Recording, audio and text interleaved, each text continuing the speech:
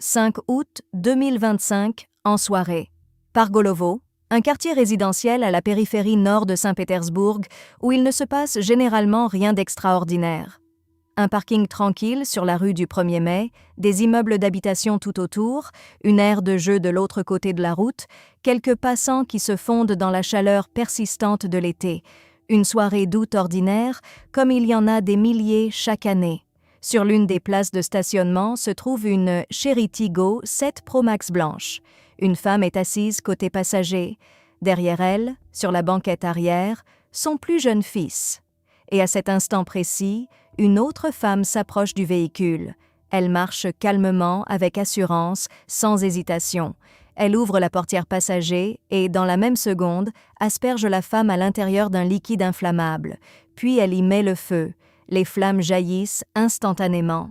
L'habitacle de la voiture se transforme en piège en quelques secondes. Le liquide se répand sur les vêtements, la peau, les cheveux, et voici le détail qui rend cette histoire encore plus troublante. La femme qui vient de s'approcher et de mettre le feu à une autre personne dans une voiture est enceinte, pas dans un film, pas dans un thriller, sur un parking devant un immeuble. Les caméras de surveillance ont tout enregistré. Des témoins ont appelé les secours. Les flammes sortant de l'habitacle étaient visibles à des dizaines de mètres, et en quelques minutes, les services d'urgence sont arrivés sur place. Mais qui sont ces femmes? Que s'est-il passé entre elles? Et pourquoi une femme enceinte se tient-elle près de la voiture d'une autre personne avec un bidon? Le visage calme, les mains stables, aucun signe de panique. Comme nous allons le voir, il n'y a pas de figurant dans cette histoire. Chaque personne qui apparaît dans cette affaire est là pour une raison. Et chacun paiera son tribut. Mais d'abord, la question essentielle, la femme dans la voiture, celle qui a été aspergée et brûlée, a-t-elle survécu? Elle était encore consciente à l'arrivée des secours, bien que déjà en état de choc. Aux urgences du centre des Grands Brûlés, les médecins ont découvert quelque chose de rare, même dans leur pratique. Des brûlures du 1er et 2e degré sur la tête, le visage, le torse, le dos, les 2 bras, les jambes et l'entrejambe. 80% de la surface corporelle. Il est important de comprendre ce que ce chiffre signifie. Imaginez le corps d'une personne dans son intégralité. Maintenant, imaginez qu'une seule 5e partie de la peau reste intacte. Une petite zone, tout le reste, brûlé. Le diagnostic à l'admission était le suivant. Brûlure thermique du 1er et 2e degré, choc des brûlés de stade 2, état critique. Son organisme ne parvenait déjà plus à faire face à ce qui se passait à l'intérieur. Voici un détail crucial. Une douleur de cette ampleur peut tout arrêter à elle seule, sans feu, sans infection. Juste la douleur. Les médecins ont pris la seule décision possible. Ils l'ont plongée dans un coma artificiel, une mise en sommeil de la conscience pour donner au corps au moins une chance de ne pas lâcher dans les premières heures. Ils l'ont connecté à un respirateur artificiel, mis en place une surveillance 24 heures sur 24, des perfusions de médicaments pour maintenir sa tension artérielle, qui chutait encore et encore. Pendant ce temps, les journalistes assiégeaient déjà l'hôpital. Tout le monde posait la même question. Va-t-elle survivre? Les médecins répondaient prudemment « Elle se bat ». Cette phrase, en substance, est un verdict, simplement enveloppé de politesse médicale. Quand un médecin dit qu'il ne peut pas donner de pronostic dans une telle situation, il veut dire « elle pourrait ne pas passer la nuit ». Elle était allongée en réanimation, inconsciente, sans un visage qu'on puisse reconnaître, sans une voix pour raconter ce qui s'était passé ou qui l'avait fait. Et tout Saint-Pétersbourg se posait déjà la même question. Qui est cette femme capable d'une telle chose? Les autorités ont arrêté une suspecte, Marina Anatolievna Rybalka, 38 ans, enceinte de 7 à 8 mois.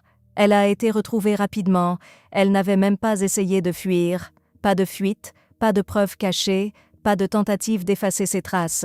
Comme si elle avait fait ce qu'elle était venue faire et s'était simplement arrêtée, sans entreprendre d'autres actions.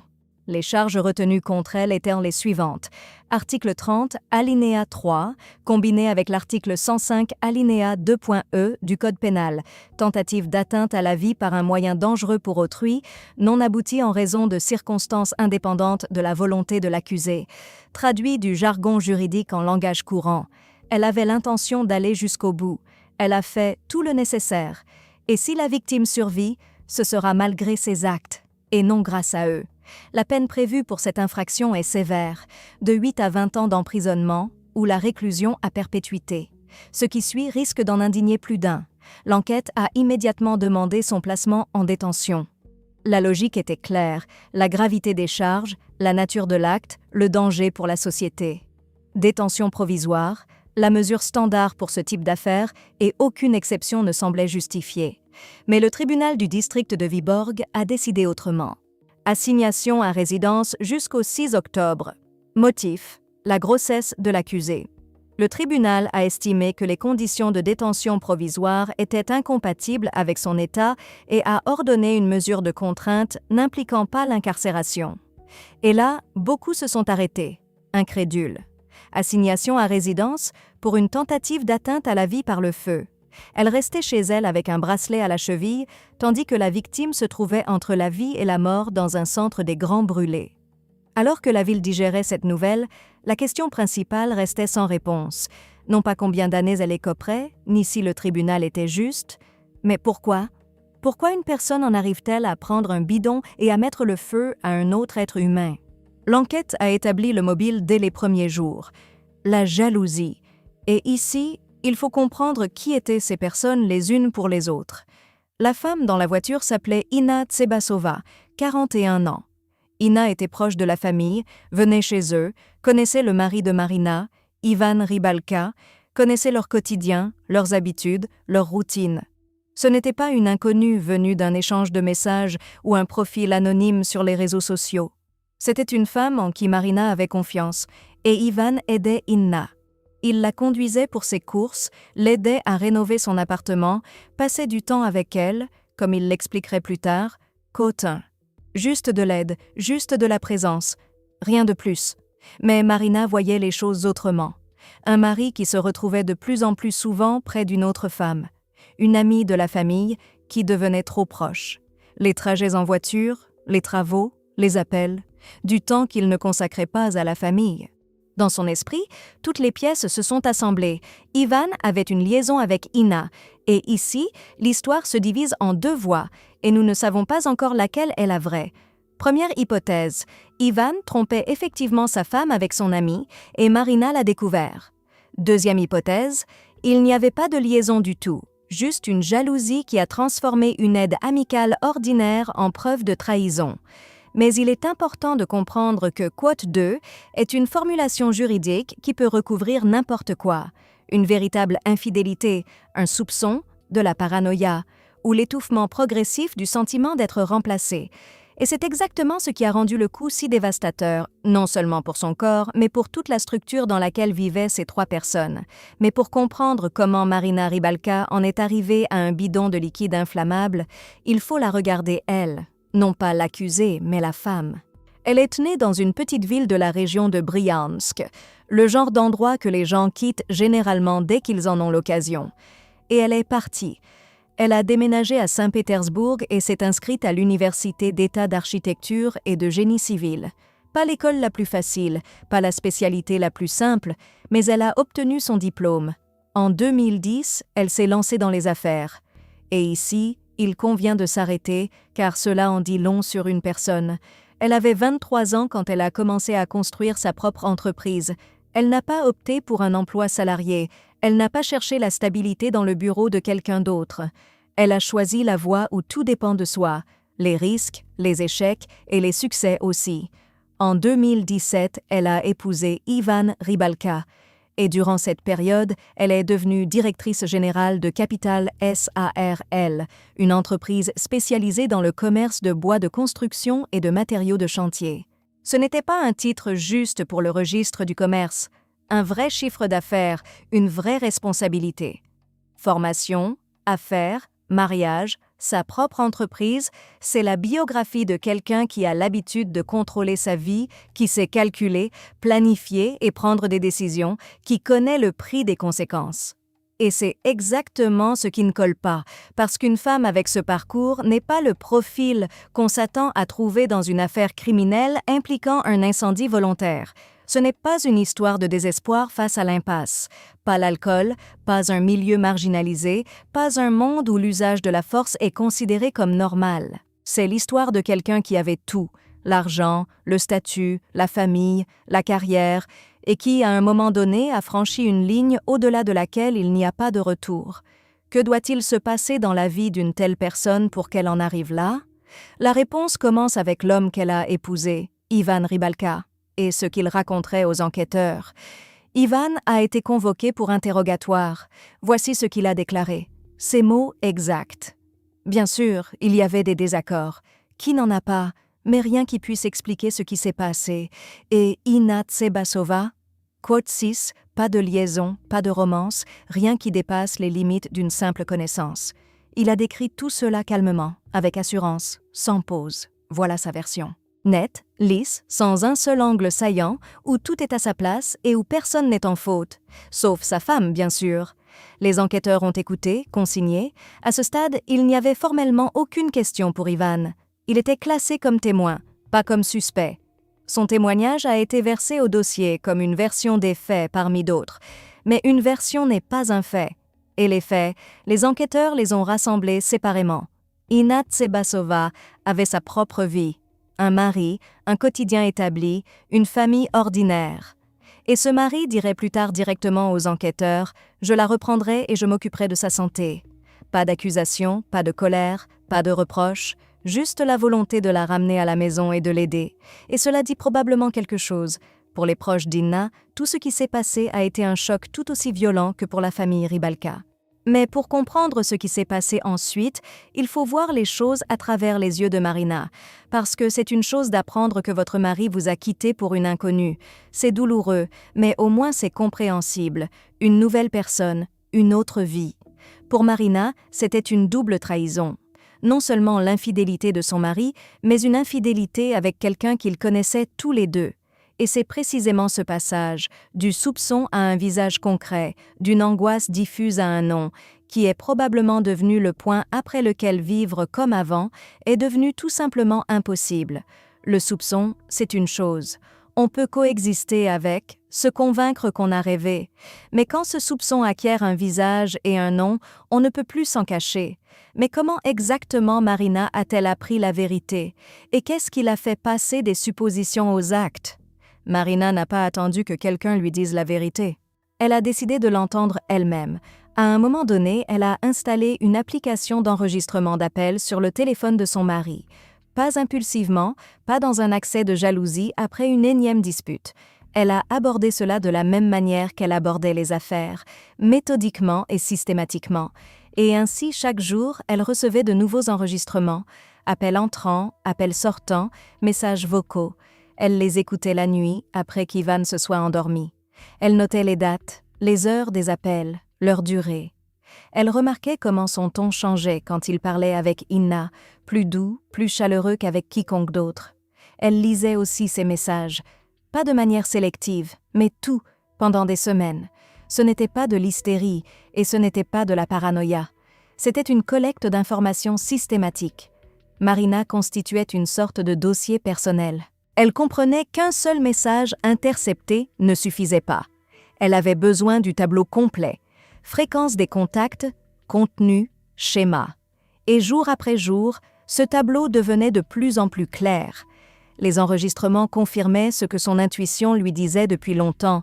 Des appels plusieurs fois par jour, des messages qui allèrent bien au-delà d'un échange amical, des détails que des gens qui sont juste des connaissances ne discutent pas. Et à ce stade, Marina ne tenait plus un soupçon, elle tenait des preuves, concrètes, documentées, avec date et horodatage. Ici se pose une question que les enquêteurs et les avocats poseraient de plus tard. Qu'a-t-elle exactement trouvé dans ces enregistrements et qu'a-t-elle décidé de faire ensuite? Voici ce qu'elle avait, la voix d'Ivan, claire, sans interférence. Un ton tendre, un rire discret, des mots qu'un homme ne dit pas à l'ami de sa femme. Zaïka. Il l'appelait Zaïka, code 10.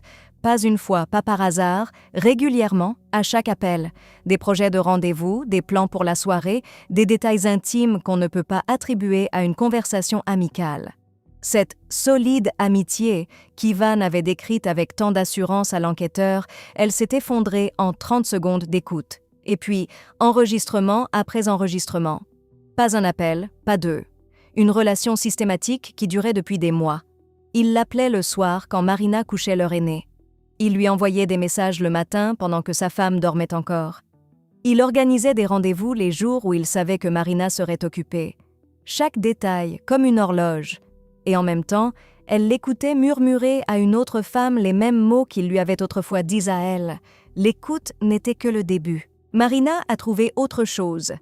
Les enregistrements, c'était une chose. Sa voix au téléphone, des petits noms tendres, le nom d'une autre femme, tout cela pouvait au moins être tenté d'être expliqué. Mais ensuite, Marina a trouvé autre chose, quelque chose qui ne pouvait plus s'expliquer. Dans leur table de nuit de chambre se trouvaient des objets intimes, pas les siens. Entre eux, l'intimité avait probablement disparu depuis longtemps. Et ces objets, ils n'avaient pas été achetés pour elle. Ils avaient été achetés pour une autre femme et gardés ici, dans leur maison, là où dormait leur fils de 5 ans, là où le berceau pour leur futur bébé était déjà installé. À ce moment-là, tout ce qui était resté au niveau des soupçons et des conversations enregistrées est devenu physiquement tangible. Ce n'étaient plus des appels, plus des codes 12 au téléphone. C'étaient des objets réels, dans un endroit réel. La preuve qu'Ivan et Ina avaient une vraie relation intime, et que cela se passait ici même. Et voici autre chose. Il ne les avait même pas cachés, ne les avait pas enlevés, pas jetés, pas mis à l'abri des regards. Il les avait juste laissés dans la table de nuit, comme si l'idée que Marina puisse les trouver ne lui avait jamais traversé l'esprit, ou si, et il s'en fichait tout simplement. Parfois, la trahison est abstraite. On sait qu'elle existe, mais on vit avec parce qu'on peut éviter de regarder dans cette direction. Mais parfois, elle est là, dans vos mains. Et alors, l'ignorer devient impossible. La question n'est plus de savoir si votre mari est infidèle. La question est, que faire maintenant? Marina a choisi de parler. Pas une dispute, pas de l'hystérie, une conversation directe. Elle a posé un ultimatum à Ivan, couper tout contact avec Ina, complètement. Plus d'appels, plus de rencontres, plus de messages. Ivan a accepté, immédiatement semble-t-il sans discuter. Et pendant un temps, il a effectivement tenu parole. Les appels ont cessé, les messages se sont tus. L'application de surveillance continuait probablement de fonctionner et Marina pouvait vérifier si son mari respectait sa parole. Il l'a fait pendant un temps. Combien de temps a duré cette pause? Il n'y a pas de données précises. Peut-être quelques semaines, peut-être quelques mois, mais à un moment donné, les numéros familiers sont réapparus dans les enregistrements. D'abord, de courts messages, puis des appels, puis tout est revenu exactement comme avant. Ivan était de nouveau en contact avec Ina, régulièrement, comme avant, comme si aucune conversation n'avait jamais eu lieu. Et voici ce qui est important à noter. Marina n'a pas seulement découvert, elle a observé. En temps réel, jour après jour, enregistrement après enregistrement, elle a regardé l'accord qu'elle avait proposé, celui auquel elle avait cru, s'effondrer sous ses yeux. Elle lui avait donné une chance, et cette chance n'avait servi qu'à une seule chose, gagner du temps, pas à changer quoi que ce soit. La voie de la paix était épuisée, et à partir de ce moment, Marina a commencé à agir autrement. Mais en vérité, le 5 août n'était pas la première fois. Avant cela, Marina avait déjà tenté de faire la même chose. Les détails de cette tentative ne sont jamais devenus publics. Ce qui s'est exactement passé, jusqu'où elle est allée, ce qui a mal tourné, rien de tout cela n'est dans les sources publiques. Une seule chose est connue, il y a eu une tentative et elle a échoué. La sœur de la victime dira plus tard clairement, ce n'était pas spontané. Et voici ce qu'il est important de comprendre. Après cette première tentative, chacune des 3 personnes impliquées avait une chance d'arrêter ce qui allait suivre. Ina aurait pu aller à la police, déposer une plainte, au moins en parler à quelqu'un de proche et demander de l'aide. Ivan aurait pu intervenir, il savait ce qui se passait, il voyait où tout cela menait. Et Marina elle-même, même elle aurait pu s'arrêter. La première tentative n'avait pas fonctionné, c'était le moment où elle pouvait reculer. Mais aucun d'eux n'a passé un seul appel, ni à la police, ni nulle part ailleurs. Ina est restée sans protection. Ivan est resté à l'écart et Marina a obtenu la confirmation la plus importante. Il n'y aurait pas de conséquences. À partir de ce moment, la question n'était plus de savoir si elle réessayerait. La seule question était « Quand ?» 5 août, Ivan vient chercher le fils qu'il a eu avec Marina, le même garçon qui ce soir-là se retrouverait dans cette voiture. Avec Inna Tsebasova, ils vont au magasin. Tous les trois. Après l'ultimatum, plus d'appels, ils se promènent en ville, font des courses. De l'extérieur, cela ressemble à une sortie familiale ordinaire. Seulement, ce n'est pas sa famille. Marina l'a très probablement appris grâce à cette même application d'enregistrement sur le téléphone de son mari. Elle a entendu comment il s'arrangeait pour voir Inna et comment il emmenait leur fils avec lui. Et voici ce qu'il est important de comprendre. Pour elle, ce n'était plus un simple contact de plus. L'ultimatum avait déjà été posé. La première tentative avait déjà eu lieu. Et le voilà de nouveau à ses côtés, avec leur fils sur la banquette arrière. Ce qui s'est exactement passé ce jour-là, minute par minute, ne peut pas être entièrement reconstitué à partir du dossier. Mais voici ce que l'on sait. Marina a rassemblé le liquide inflammable, est sortie de chez elle, s'est rendue à l'immeuble d'Inna sur la rue du 1er mai et a attendu. Elle savait qu'il reviendrait. Elle savait exactement où ils iraient. Et elle se tenait là avec le bidon pendant que la voiture d'Ivan était encore en route. Ce n'est pas une crise, ce n'est pas un accès de passion, c'est de l'attente. La voiture est apparue dans la rue. Elle s'est garée devant l'entrée. Ivan a coupé le moteur, est sorti et s'est dirigé vers l'immeuble. Inna est restée assise côté passager. Le fils de 5 ans était à l'arrière. Et voici ce qu'il est important de comprendre. La position d'Inna sur toute cette situation était déjà formée. Elle dira plus tard dans les documents du dossier « Nous aurions juste cessé de nous parler, c'est tout. » Pas de scandale, pas d'explication, pas d'ultimatum. Elle était prête à se retirer et à clore ce chapitre discrètement, mais ces mots sont restés des mots, car entre la volonté de partir et le départ effectif, il faut du temps. Et il n'y avait plus de temps. Marina était déjà à proximité, elle a vu la voiture arriver. Elle a vu Ivan sortir et elle a vu Inna toujours à l'intérieur. Ivan marchait vers l'entrée. Très probablement, il n'a pas vu Marina. Ou peut-être que si, mais il n'a pas eu le temps de réagir. Ce détail n'est pas précisément consigné dans le dossier. Ce qui est connu, c'est ceci. Il n'a pas arrêté ce qui s'est passé ensuite. Sur le siège passager se trouvait la femme qui, dans l'esprit de Marina, avait tout détruit. Il ne restait que quelques secondes avant l'action. Marina s'est approchée de la portière passager et a tiré la poignée. Inna n'a même pas eu le temps de tourner la tête. Le liquide inflammable s'est déversé dans l'habitacle, sur elle, sur ses vêtements, ses mains, son visage. Et puis, le feu. L'embrasement a été instantané. Inna a pris feu d'un seul coup. Les flammes ont envahi l'avant du véhicule en quelques secondes. Et voici ce qu'il est crucial de comprendre. À 1 mètre de tout cela se trouvait le fils de 5 ans de Marina. Il était là, sur la banquette arrière, depuis qu'ils étaient revenus de leur sortie avec Inna. Et au moment où le feu a pris, les portières de la voiture se sont verrouillées. Comment exactement? Ce n'est pas clair. Peut-être à cause de l'impact, peut-être le verrouillage central s'est-il enclenché. Mais l'enfant s'est retrouvé enfermé dans un véhicule en feu à côté d'une femme en flammes. Inna hurlait. Les flammes se propageaient sur la sellerie, le plastique. La fumée emplissait tout l'espace. Le garçon ne pouvait ni sortir ni ouvrir la portière. Il était pris au piège, un piège que sa propre mère avait créé. Très probablement, Marina n'avait pas prévu cela. Mais le fait demeure. Elle a mis le feu à une voiture dans laquelle se trouvait son fils de 5 ans. Et pendant ces secondes, sa vie ne dépendait que d'une seule chose. Est-ce que quelqu'un arriverait à temps pour ouvrir la portière? Le premier à se précipiter a été un passant, un employé des services d'urgence qui n'était pas en service et qui passait par là. Il a vu la voiture en feu, a couru et a arraché la portière. Inna est tombée dehors, en feu, hurlant. Le liquide avait fondu dans sa peau, mais il ne s'est pas arrêté. Il l'a plaquée au sol et a commencé à la rouler dans une flaque pour éteindre les flammes. Pendant ce temps, le fils de 5 ans de Marina et Ivan étaient toujours à l'intérieur. Un autre témoin a couru de l'autre côté de la voiture, a ouvert la portière de force et a sorti l'enfant. Des inconnus, de parfaits étrangers, ont fait ce qu'une mère aurait dû faire. Marina regardait, immobile. Elle ne s'est pas approchée, elle n'a pas crié, elle n'a pas tendu les bras. Son fils de 5 ans suffoquait dans une voiture en feu et elle observait. Le sauveteur, le passant, dira plus tard qu'il ne pouvait pas comprendre. Une femme qui se tient là et elle semble indifférente. Ivan est arrivé sur les lieux lui aussi. Il a attrapé Inna, déjà gravement brûlée, et l'a emmenée à l'hôpital le plus proche. Il a agi vite, sans hésitation. Chaque minute comptait. Marina, pendant ce temps, a suivi Inna jusqu'à la clinique. Elle n'a pas couru. Elle n'a pas pressé le pas. Elle a juste suivi.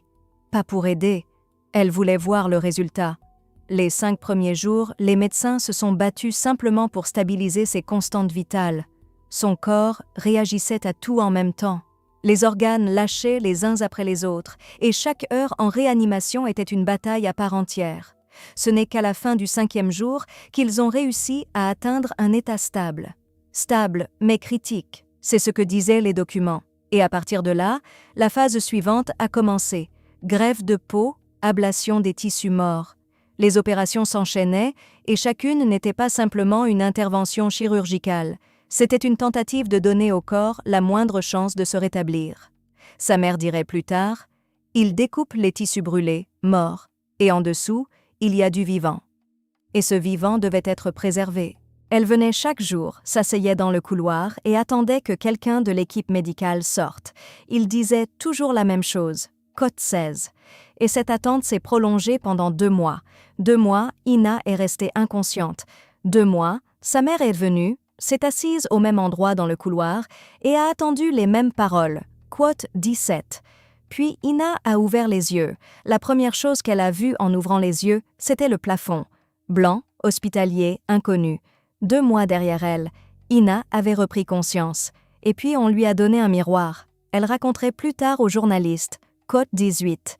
Ce n'est pas une métaphore. C'est littéralement ce qui se reflétait dans le miroir. Le visage qu'elle avait connu toute sa vie n'existait plus. À sa place, du tissu cicatriciel, tendu, irrégulier, étranger, les mêmes yeux. Tout le reste, disparu. Ses mains ne bougeaient plus. Les tissus avaient brûlé si profondément que les muscles et les tendons ne fonctionnaient plus. Ses doigts ne se fermaient plus. Ses poignets ne se levaient plus. Les choses élémentaires, prendre un verre, ajuster une couverture, toucher son propre visage, étaient devenues impossibles. Elle a survécu. Mais l'Inna qui existait avant l'incendie n'est pas revenue. Elle restait allongée, parlant lentement, doucement, choisissant ses mots. Elle ne se plaignait pas. Elle décrivait simplement ce qu'elle voyait et ce qu'elle ressentait. Et dans ces mots, il n'y avait ni colère, ni cri. Il y avait autre chose, une reconnaissance calme, presque détachée, de ce qui lui était arrivé. Comme si elle avait déjà tout accepté et qu'elle ne faisait que constater les faits. Son mari attendait. Il était à ses côtés. Il venait, lui disait qu'il n'irait nulle part. Inna le savait. Mais cette certitude ne lui rendait pas son ancien visage, la mobilité de ses mains, ni la vie qu'elle avait eue avant. Inna a payé sa survie de tout ce qu'elle avait. Qu'a payé Marina? L'affaire a été transférée au tribunal du district de Vyborg de Saint-Pétersbourg, le même article, avec la peine maximale possible. L'accusation a choisi la voie la plus sévère disponible. Et c'est là que, pour la première fois, Marina s'est exprimée sur le fond. La version de la défense était la suivante. Elle n'avait pas l'intention d'ôter la vie.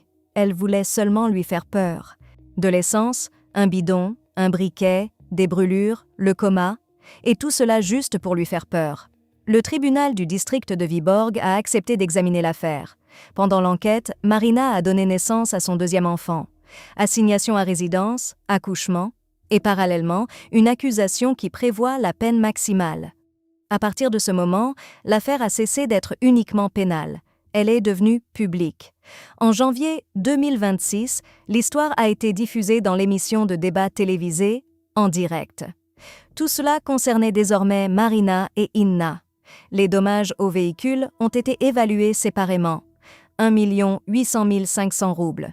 Et ce n'est que la voiture, que la tôle. L'accusation semblait si directe que l'issue paraissait prédéterminée. Une victime qui a à peine survécu, une accusation avec un minimum de 8 ans, tout indiquait une seule direction. Mais l'enquête a décidé autrement. Décembre 2025. L'enquête a tout changé. Au lieu d'une tentative d'homicide par une méthode dangereuse, passible d'une peine maximale de 20 ans, L'affaire a été reclassée.